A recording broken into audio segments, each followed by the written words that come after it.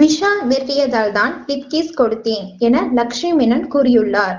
Vishal film factory நிறுவனத்தின் சார்பில் தற்போது தயாராகி வரும் நான் சிகப்பு மனிதன் படத்தின் படப்பிடிப்பு முடிவடையும் நிலையில் உள்ளது.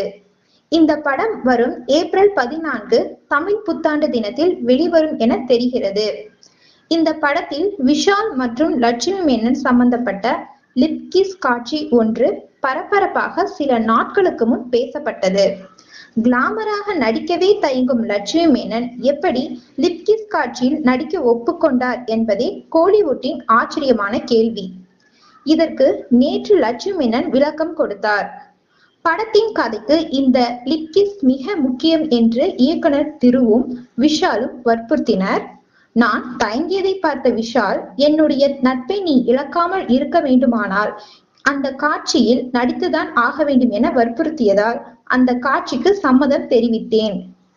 படம் பார்த்த பிறகுதான் அந்த காட்சி எந்த அளவு முக்கியம் என்று எனக்கு புரிந்தது என்று கூறினார்.